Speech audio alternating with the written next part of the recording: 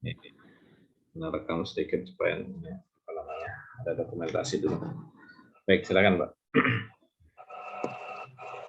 Bismillahirrahmanirrahim. Ilmul qiraat ta'rifuhu. Ilmul qiraat ilmun yu'rafu minhu ittifaq an-naqilin di kitabillahi ta'ala wa ikhtilafihim fil hadfi wal isbat wat tahrik wat taskin wal fasl wal wasl wa ghairi dzalika min hay'atin nutqi wal ibdal wa ghairihi min haitsu sima'. Terjemah dulu Mbak. Definisinya. Definisi ilmu qiraat adalah ilmu yang dengannya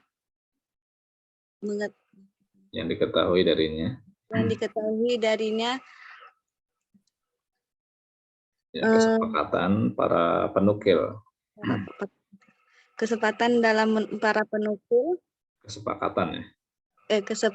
Kesepakatan ya. Para penukil dalam Al-Qur'an. Al-Qur'an. Dan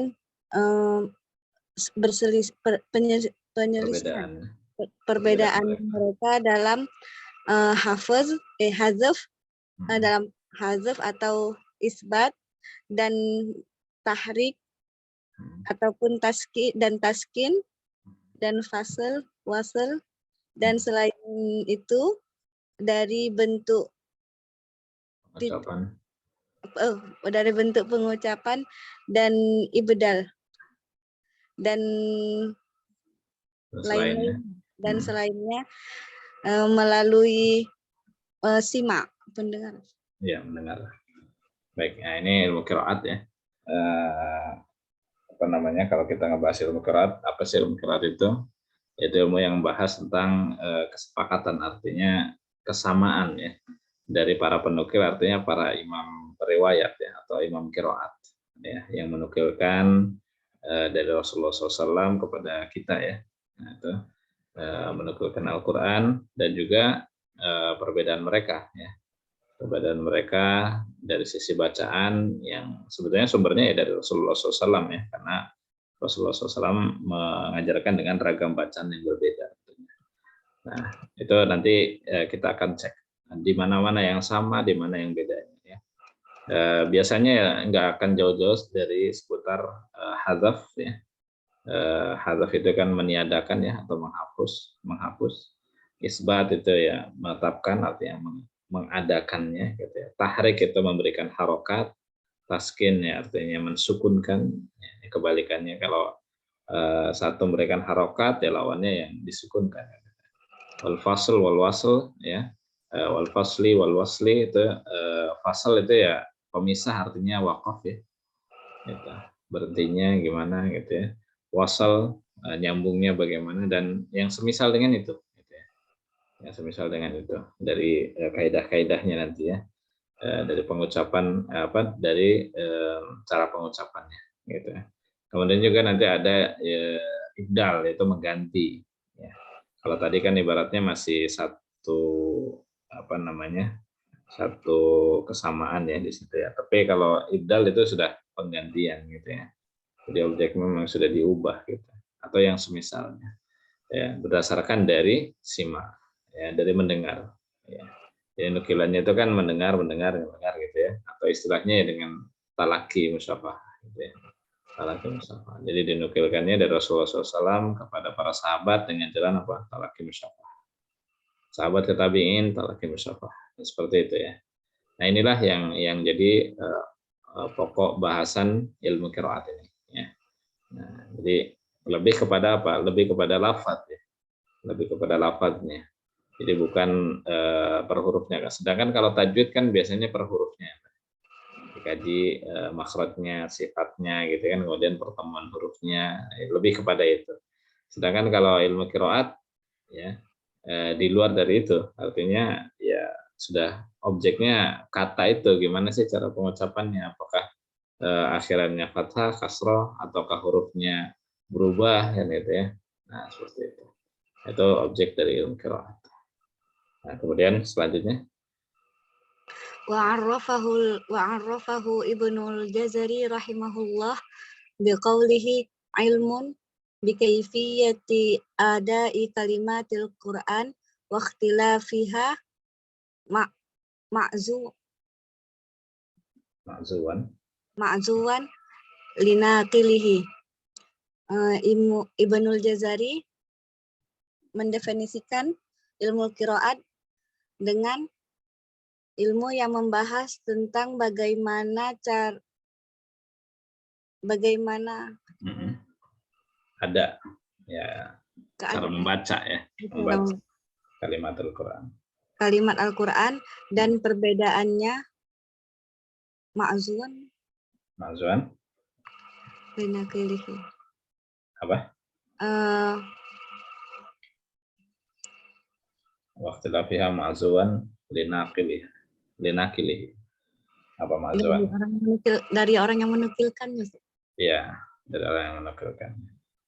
Ya, baik. Jadi intinya ilmu yang membahas tentang tata cara membaca gitu ya.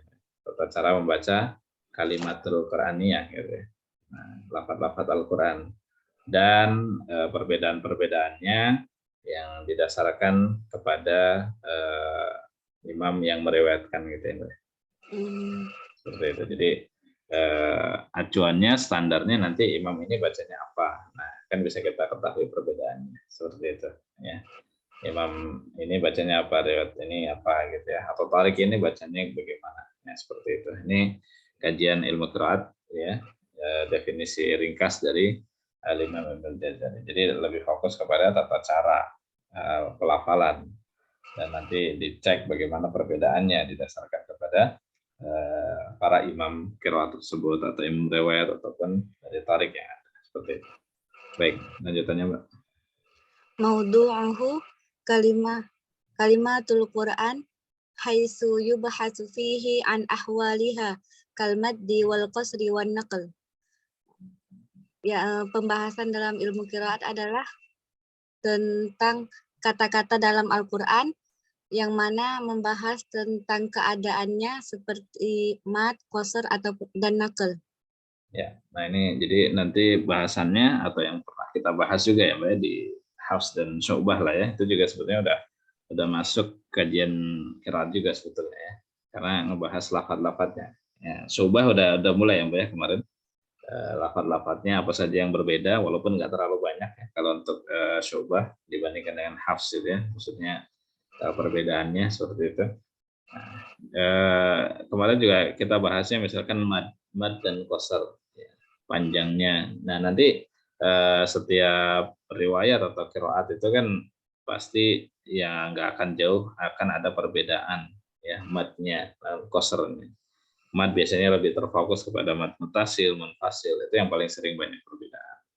Atau bisa jadi juga nanti badal juga gitu ya, atau qasar ya, ada yang memendekkannya gitu ya, atau tidak memanjangkannya ya, melebihi kadar 2 harokat. Nah, seperti itu.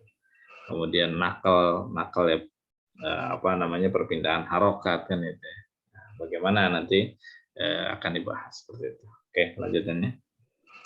Istimdaduhu minas sunnah wal ijma'. Ya, sandarannya atau sumbernya ya dari sunnah, kemudian juga ijma. Ya, sunnah juga di sini bisa dimaknai ya karena belajar Al-Quran itu kan sunnah mutaba'ah, ya, artinya sunnah yang mengikut itu. Jadi bagaimana guru kita membaca maka kita ikuti cara itu. Makanya kalau kajian tajwid qiraat ini ya, itu lebih apa namanya toleransi lah dibandingkan yang lain gitu, misalkan fikih atau hadis gitu ya. Kenapa? Karena perbedaannya bukan perbedaan dari sisi cara memahaminya gitu, bukan ya. Tapi kalau tajwid dan qiraat perbedaannya adalah memang ya karena dari sumbernya memang sudah berbeda gitu ya. Jadi saling menyikapinya itu yang apa namanya memang berbeda gitu. Makanya kalau kebanyakan ulama Quran ya lebih apa namanya leluasa gitu artinya menyikapi perbedaan, kebanyakannya begitu. Hanya sebagian saja mungkin yang cara ini salah gitu, padahal Cara ini misalkan memang ada sumbernya, artinya sanadnya dari gurunya lagi dan seterusnya sampai kepada Rasulullah SAW seperti itu. Nah, itu sebenarnya nggak layak sih kita salahkan. Artinya kalau kita kepada murid ya, yang lebih elegannya kita sampaikan bahwa memang ada yang baca seperti ini, tapi kalau saya dapatkan dari guru saya bacanya seperti ini, gitu. Atau saya pilih pendapat yang ini ketika saya mendapatkan guru-guru saya berbeda seperti itu ya. Nah, saya pilih yang ini dan memang ada sumbernya seperti itu. Jadi tidak menyalahkan cara yang lain yang memang dia ada sumbernya, ya, ada sanadnya, ada referensinya juga di kitab. Nah, gitu. Dan kalau untuk anak sendiri memang lebih mengambil kepada ya hasil talaki, kemudian dikomparasikan dengan referensi gitu ya. Nah, kalau ada sisi teori ya tambah teori gitu. Jadi 3I ya, talaki, referensi dan teori ya. Berkesesuaian itu maka itulah yang anak ambil.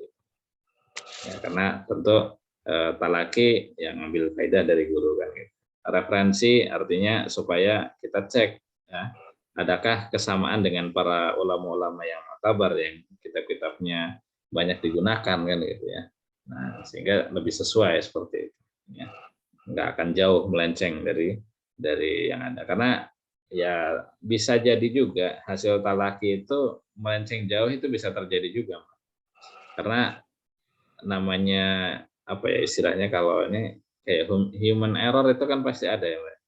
Artinya ketika belajar itu bisa jadi gurunya mungkin lagi nggak fokus itu bisa jadi gitu ya. Atau muridnya ya ketika nyimak apa namanya atau ngedengerin bacaannya nggak maksimal atau nggak ditanyakan secara maksimal kan itu kan bisa terjadi itu ya.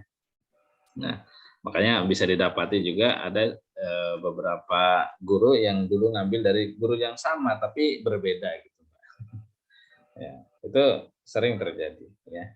Bagaimana cara mengkompromikannya? Mengkompromikannya adalah dengan kita kembalikan kepada kitab para ulama gitu ya. Nah, sehingga jadi sesuai gitu ya, nggak melenceng jauh. Misalkan contoh terkait dengan Ikhwas Syafawi gitu ya. Nah, ada yang Furja dan Itlaq itu kan memang ada dua-duanya super. Tapi nanti kalau ada dengan cara yang lain yang berbeda, ya itu berarti melenceng kan gitu ya. Nah, seperti itu. Nah, kemudian cara misalkan yang apa kemarin tuh miladunhu ya Mbak ya. Ada yang dengan kolkolah dan ada yang tanpa kolkolah. Nah, itu kan kita kembalikan kepada sumber juga kan referensinya. Ada nggak sih referensi yang menunjang itu? Nah, seperti itu. Kalau dengan cara yang lain sendiri, ya itu berarti sudah melenceng. Gitu. Nah, perlu dipastikan lagi kepada gurunya. Kalau gurunya udah wafat, ya memang harus acuannya kepada murid-murid yang senior gitu kan. Benar nggak sih seperti itu? Nah, karena banyak yang mengaku ini saya dapat dari guru saya begini. Oke, memang beliau sudah bersanad gitu. Tapi apakah benar murid yang lain juga sama? Terkadang berbeda gitu ya. Tapi kalau hampir semuanya sama, oh berarti betul dari guru ini. Nah, seperti itu ya. Nah, oleh jemaah dan juga kesepakatan gitu ya. Nah, dengan kesepakatan artinya ya misalkan untuk riwayat Hafs kesepakatannya bacanya ini nih kaidahnya gitu ya. Dan alhamdulillah sekarang sudah banyak dibukukan sehingga lebih memudahkan gitu ya. Seperti itu. Kalau dulu kan harus belajar Satibiyah, ya dirunut satu-satu gitu ya. Kalau sekarang udah ada kitab yang per qiraatnya sudah ada ya. Di antaranya ini kitab Ushulun Nairat ini sudah membahas tentang itu. Baik, dilanjut Mbak faedahnya. Faidatuhu siyanatuhu anit tahrif wa taghyir ma'a thamaratin katsirah wa lam yazalil ulama'u yastanbituna min kulli harfin yaqra'u bihi qari ma'nan la yujad fi qira'atil akhar wal qira'atu hujjatul fuqaha fil istinbat wa mah wa mah wa mah wa mahajjat fil ihtida ma'a ma fihi minat tashil 'alal ummah. Faidah dari ilmu qiraah ini adalah menjaganya dari penyelewengan dan perubahan. Ya. Dan juga banyak faidah-faidah lainnya. Banyak. seorang ulama senantiasa mengambil istinbat dari setiap huruf yang dibaca oleh qori, suatu makna yang tidak didapat pada kiroah yang lain. Ya. Dan kiroah itu menjadi hujah bagi ahli fikih dalam mengambil istinbat. Dan hujahnya mereka. Ya, wa mahajjatuhum, dan argumennya. Dan argumen mereka dalam mengambil hidayah. Memberikan petunjuk ya. Argumen mereka dalam memberikan petunjuk atas apa-apa yang memudahkan ya bagi umat itu. Ya. Baik, jadi ini faedahnya ya. Jadi kita belajar qiraat itu sebetulnya ya termasuk diantaranya menjaga warisan Nabi SAW gitu ya. Dan lebih penting daripada itu adalah kita menjaga dari penyelewengan gitu ya. Artinya ketika belajar tajwid itu akan lebih sempurna lagi dengan belajar qiraat. Gitu ya. Artinya dibarengi dengan belajar riwayat lain, qiraat yang lain. Kenapa? Karena kita supaya tahu betul ya. Jangan sampai apa yang kita baca misalkan dalam riwayat Hafs yang kita baca sehari-hari itu ternyata menyerupai bacaan lain gitu. Menyerupai bacaan lain. Makanya kalau Ana sering ditanya tuh kenapa sih harus belajar qiraat itu ya. Ya kalau dibilang wajib ya nggak wajib memang sih gitu ya. Tapi kalau dibilang wajib kifayah atau fardu kifayah ya mungkin juga gitu ya, karena untuk menjaga kelestarian ilmu tersebut gitu kan. Nah tapi selain itu juga banyak manfaat yang dirasakan. Ya contoh kita kan kadang nggak sadar ya dengan adanya bacaan tasyil gitu atau bacaan taklil gitu kan. Nah itu kan jadi semakin menguatkan ternyata di dalam hafs ini harokatnya nih harus sempurna gitu kan, jangan ada taklil misalkan gitu. Atau jangan ada ikhtilas gitu ya. Nah, karena apa? Karena di bacaan lain ada ikhtilas gitu. Arnalladina harusnya kan arinalladina. Jadi tahu gitu. Ternyata kalau bacanya gini ini untuk riwayat ini gitu kan. Nah, kita jangan bacanya seperti itu. Baca tasil misalkan. Tasil yang tepat-tepat yang memang nggak ada tasil gitu ya. Kalau dalam riwayat Hafs kan sedikit tasil itu kan jamiyun atau yang zakaro ini yang mutfard gitu ya, yang wajah lainnya. Nah hanya itu saja. Berarti kalau yang lainnya jangan dibaca tasil misalkan gitu ya. Banyak sebagian pembaca itu membaca dengan misalkan waida dengan waida gitu ya. Waila waila gitu ya. Seperti itu kan jadi tasil. Ternyata ini tasil itu ada sih dalam riwayat lain tapi bukan di sini juga lafadznya gitu. Jadi kita tahu ya.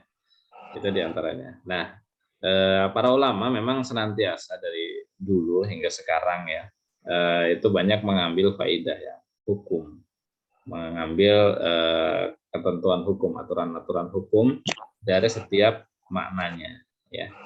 Nah, jadi sebetulnya belajar qiraat ini juga ada kelanjutannya. Ini hanya sebuah tangga ya Mas sebetulnya. Apalagi yang ingin memahami agama dengan sumul ya, dengan sempurna gitu ya.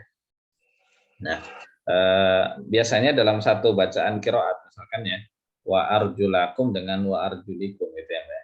Nah, itu kan ada faidahnya sebetulnya dari perbedaan bacaan itu. Dalam riwayat Syu'bah kan ada perbedaan juga gitu ya. Yathurna dengan yattoharna gitu kan. Itu kan udah beda. Apa faedahnya? Nah, nanti masuk ke bahasan tafsir juga. Gitu. Nah, tafsir dari sisi hukumnya gitu kan. Nah, kemudian ini jadi hujah juga bagi para fuqaha ya, ahli fikih gitu. Ketika menentukan hukum, ini misalkan untuk warjulakum dengan warjulikum misalkan. Ini bagian wudunya yang ini nih gitu kan. Kan ada ya perbedaan gitu. Nah, itu berdasarkan dari perbedaan qiraat juga gitu. Kemudian wa mahajjatuhum fil ihtida'i ma fihi min at-tasiri 'ala al-ummati. Dan ini sebagai argumen ya, atau sebagai penjelasan ya bagi apa namanya, bagi umat gitu ya, untuk lebih memudahkan gitu. Lebih memudahkan di sini artinya, oh nanti kalau di bacaan ini kan ada yang seperti ini. Nah, berarti ternyata boleh nih hukumnya dengan ini. Hukum fikih ya, Mbak ya maksudnya, bukan bukan dalam hukum bacaan. Misalkan ada sebagian yang mengatakan ihdinas siratal boleh pakai sin di situ. Kenapa? Karena ada bacaan lain yang gunakan sin. Kalau ini nggak boleh, Mbak ya. Beda. Ada keterangan tentang talfik namanya, Mbak ya. Talfik itu kan mencampur adukan jalur periwayatan ya, baik riwayat, qiraat ataupun tarik gitu. Nah ini dilarang, kalau ini nggak boleh. Artinya menentukan hukum bacaannya tadi kayak tadi ya, gunakan sin ya udah nggak apa-apa lah karena di riwayat yang lain ada yang baca seperti itu. Ini kurang pas. Nanti dikhawatirkan jatuhnya ke talfik. Kenapa? Karena oh iya kalau di riwayat yang lain kan ada yang boleh 2 harokat ngerjais, berarti sebenarnya boleh juga kan, nggak seperti itu juga caranya. Kenapa? Karena justru talfik ini ya dijelaskan oleh Syekh Utsman dalam Aqd Tilawah. Kalau kita nyampur begitu, artinya kemudahannya kok malah jadi nyampur cara bacanya, itu dikhawatirkan nanti jatuh kepada perbuatan dusta gitu ya. Kenapa? Karena Rasulullah SAW nggak pernah ngajarin ambil yang termudah di antara bacaan itu dengan cara nyampur gitu, Pak. Enggak. Ya, ngambil yang termudah itu pilih satu gitu, konsisten dengan itu. Beda kata beliau, Syekh Utsman, antara talfik dalam qiraah, dalam bacaan Al-Quran dengan talfik dalam fikih. Nah, itu beda ya, Pak. Kalau dalam fikih ya kan lebih kepada pemahaman ya, atau hasil ijtihad gitu ya, Pak. Sedangkan kalau qiraat kan bukan hasil ijtihad, tapi qat'i ya, artinya bagaimana didapat gitu. Jadi enggak enggak ada ladang istihad secara bebas seperti dalam fikih. Sedangkan kalau dalam fikih kan ladangnya istihad gitu. Ya, jadi apa namanya? Perbedaannya mungkin dan mungkin juga disatukan gitu kan, karena dari versi yang ini misalkan ini lebih rojih yang ini. Artinya masih ada perojihan dari sisi hukumnya gitu. Sedangkan kalau qiraat itu nggak ada ladang seperti itu. Misalkan ada yang lebih merojihkan, tapi bukan merojihkan dalam arti menggugurkan yang lain. Merojihkan itu artinya pilih satu jalur ini gitu ya, berdasarkan tadi ya, talaki musyafahah seperti itu. Sedangkan kalau fikih kan enggak. Kalau fikih ya rojih ini ya berdasarkan dari hadis ini dalilnya gitu kan. Nah, seperti itu. Itu lebih kepada apa? Ijtihad kalau itu. Jadi kita dapati kalau dalam fikih itu kan 4 mazhab ya yang masyhur ya di kalangan umat Islam. Nah itu kan sekarang satu sholat aja bisa menggunakan beberapa mazhab, itu masih boleh ya. Karena merajihkan pendapat-pendapat yang berkesesuaian tadi ya, misalkan dengan hadis yang sahih misalkan, atau minimalnya hasan seperti itu. Tapi kalau dalam qiraat kan enggak seperti itu. Kalau dalam qiraat itu merajihkan ya pilih satu jalur gitu ya, sesuai, kemudian ditambah ada referensi misalkan tadi ya, sudah gitu. Nah, kemudian juga tidak menggugurkan yang lain seperti itu. Itu apa namanya? Dalam hal tadi memberikan kemudahan ya, Mbak ya. Seperti itu. Lebih kepada kemudahan dari sisi istimbat yang ijtihad hukumnya tadi ya. Hukum dalam amaliyah gitu ya. Bukan dalam qiraah gitu, bukan. Bisa dipahami ya, Mbak, insyaallah. Insyaallah paham, Ustaz. Nah, termasuk juga dari belajar qiraat ini ya nanti kita bisa menilai bacaan mana sih yang lebih mudah gitu, Pak, untuk kalangan tertentu. Ya. Kalau yang Anda tahu sih misalkan kalau di Aceh itu lebih senang apa ya? Taklil apa ya gitu kalau kata Ustaz Abu itu. Jadi ini ya tarkik ya, Mbak ya. Lebih kepada senang ra gitu ya kalau nggak salah. Iya, Ustaz. Nah, itu kalau dalam riwayat wars ada gitu ya, jadi nanti bacanya ra gitu. Walaupun ada aturannya, nggak semuanya jadi seperti itu. Sulawesi juga dulu ada teman anak dari Sulawesi itu, kalau ngomong ro itu jadi ra gitu ya. Nah, itu. Nah, itu jadi ada yang lebih mudah, tapi tetap kalau dibandingkan dengan kebiasaan ya, kebiasaan kita menyimak apa namanya lughah itu, bahasa Arab itu, ya tentu lewat hafs yang paling mudah gitu ya. Ya, seperti itu. Kenapa dikatakan paling mudah? Ya karena namanya sudah kebiasaan, kalau kita lakukan sesuai kebiasaan itu kan mudah gitu ya. Ya. Jadi bukan mudahnya dari sisi yang tadi, misalkan mudahnya karena ini dengan biasa gitu kan. Nah, jadi lebih mudahnya yang ini, tapi belum tentu juga nanti yang lain lebih mudah. Nah, seperti itu. Baik, jadi seperti itu kurang lebih ya terkait dengan apa cara bacanya. Gitu. Terus terkait dengan yang hafs tadi lebih mudah, ya jawabannya yang paling inti, yang paling inti adalah karena kita kan sudah familiar dengan bahasa Arab. Ya. Paling banyak sesuai dengan bahasa Arab apa? Yang riwayat hafs. Kalau yang beda itu sedikit, langsung disebutnya apa? Bacaan gharib. Itu kan jumlahnya sedikit. Gitu. Yang lainnya sama semuanya. Gitu ya. Oke. Baik. Kemudian yang terakhir mungkin Mbak Ghayatuhu sampai halaman. Ghayatuhu ma'rifatu ma yuqra'u bihi kullu imamin min a'immatil qurra. Tujuannya adalah untuk mengetahui apa yang dibaca, apa yang para imam dari imam qurra membaca dengannya. Iya. Jadi apa namanya? Supaya kita tahu ya setiap imam qiraat ini bacanya yang di lafaz ini apa, di ayat ini apa gitu ya. Nanti bedanya dengan imam yang lain apa bacanya seperti itu setiap ayat. Oke, nah itu intinya insyaallah ya. Nanti kita akan coba lanjutkan di pertemuan berikutnya terkait dengan pertumbuhan dan perkembangan dari ilmu qiraat gitu ya. Nah, supaya kita punya wawasan terlebih dahulu. Kenapa nah mulai dari sini Mbak? Karena banyak yang ketika sudah masuk ke usul itu maksudnya kaidah ya, kaidah usul itu terkadang ada pertanyaan gini, Ustaz, kenapa ya kok kalau kalau ini dalnya diidghamkan ke dot? Kalau ini, jadi pertanyaannya kayak gitu. Ya kenapa kok waras misalkan dalnya kok diidghamkan dot, sedangkan hafs kok enggak gitu? Kan itu sebenarnya enggak perlu ditanyakan Mas, sebetulnya. Kenapa nak bilang enggak perlu ditanyakan? Karena kalau sudah belajar dari pondasinya ini Mbak ya, semacam ini, gitu. Nanti kita akan tahu bahwa qiraat itu ya memang sudah mutlak datang dari Rasulullah SAW. Artinya kita nerima gitu ya. Kalau pertanyaannya mana referensinya atau sumbernya dari mana bahwa waras bacanya dengan ini masih mungkin kalau itu. Oh ini misalkan bait syatibiyahnya ini, nah seperti itu masih mungkin. Tapi kalau ditanya kenapa ya kok beda gitu? Kenapa beda? Ya justru pertanyaannya jadi dibalik, kenapa harus ditanyakan? Karena memang udah beda. Ya. Dari sejarahnya juga nanti kita akan tahu bahwa bacaan itu sudah ada lebih dulu gitu kan. Artinya ketika malaikat Jibril kepada Rasulullah SAW, Rasulullah SAW kepada para sahabat itu kan ngajarinnya langsung begini bacanya gitu ya Mbak. Jadi bukan oh ini karena bacanya ini ada mim jamak ketemu ini jadinya begini kan, enggak gitu Mbak dulu. Teori-teori belum ada ya. Teori itu datang kemudian kan. Nah, seperti itu. Sehingga kalau mempertanyakan teori ya masih mungkin, tapi kalau mempertanyakan tentang bacanya itu ya orang pas karena memang udah begitu bacanya. Nah, seperti itu. Nanti tahunya dari mana? Ya ini dari muqaddimah. Kita akan paham gitu.